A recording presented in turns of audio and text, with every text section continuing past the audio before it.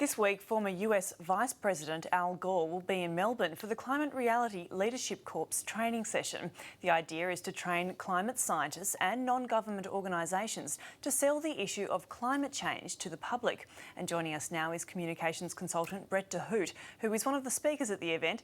Hoedt, welcome to the show. Tell us, how do you measure the success of the climate change PR campaign up until this day? You could measure it in a positive way or a negative.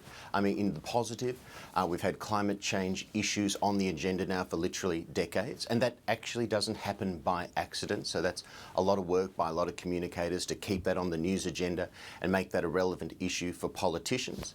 The climate movement, if you want to call it that, has certainly gathered an army, if you like, of supporters who are willing to change their own behaviour, are willing to vote in certain ways based on politicians' environment performance, if you like, and they're willing to take action online and sometimes even physically. So that's a positive. The negative, of course, is that the movement has failed to really inspire politicians to take the severe and strong actions that are required to address climate change. So it's a mixed report card. And on that note, actually, last year's election result seems to be a mandate for Tony Abbott and his government to move away from a pricing mechanism on carbon. So therefore you'd think that things have really stalled, surely. Yeah, it's certainly not a vote in favour of the current way of campaigning. But at the same time, feeling that there is an opposition to your point of view might inspire more people to join the movement. Politicians are very attuned to the electorate's whims and wishes and desires, and as long as mainstream Australians, or a percentage of them, continue to say, I'll vote on other issues as opposed to the environment, politicians are going to respond to that, particularly, of course, if they're in marginal seats. Now, you do talk about the current way of campaigning. I wonder, we've been talking about Al Gore, an inconvenient truth. There was quite a few fear messages, wasn't it? I mean, that part of that was quite frightening, the prospects of what would happen to the world in that scenario under climate change. Do you think that fear message has been somewhat of a problem? Look, certainly there are people who are climate sceptics or downright cynics who feel that the movement's being too quick to either make you feel guilty or scared, and adults don't generally respond to that well. Climate change and climate change action has got to be seen as an opportunity for business, an opportunity to literally clean the air.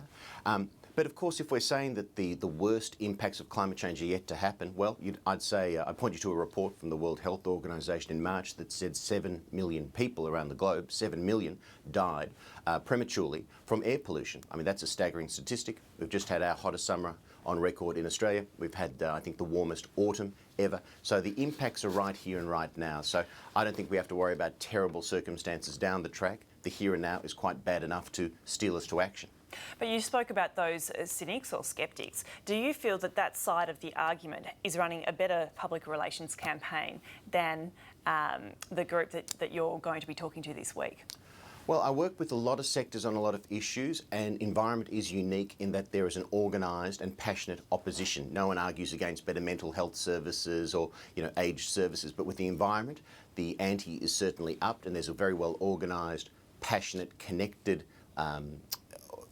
group in the community that wants things to stay pretty much as they are and sees the environment movement as perhaps urban and elitist and just a group of people who want to make life more expensive and complicated. So they're well connected, and there are large sections of the media that are very in tune with that sensibility and know that that sells newspapers and gets people to watch their TV shows. So they're well organised and well connected and well resourced, and frankly, in some ways, they're good at what they do.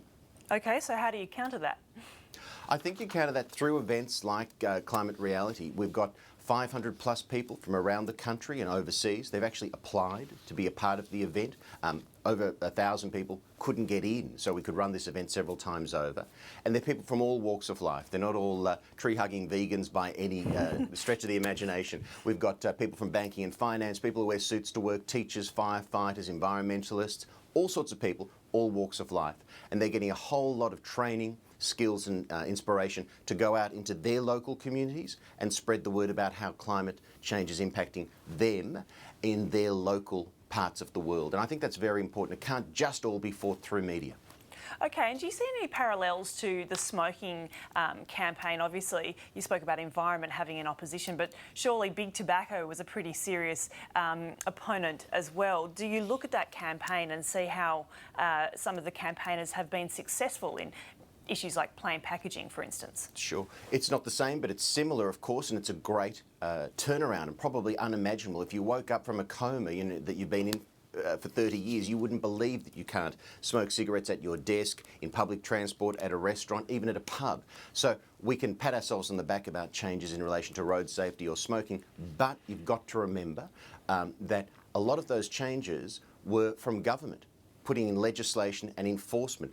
It was government that made smoking more expensive, more difficult to buy, less appealing to hold now, more difficult to smoke and enjoy. So government led the charge on that. So that's an example of government leading with some push from the public. Environment, however, is different, and it's the public broadly trying to drag government kicking and screaming into greater and more significant action. Okay, and just finally, what's the first step in this big push that NGOs, for instance, and climate scientists are going to be making? How can they next week and in the months to come make some change? Be willing to put your head above the parapet.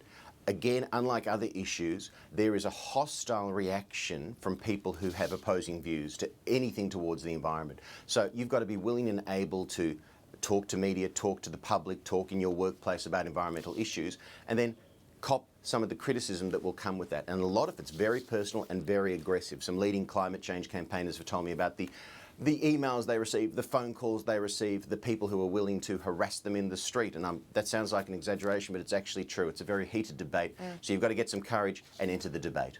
Okay, Brett Hoedt in Melbourne, thanks for your time.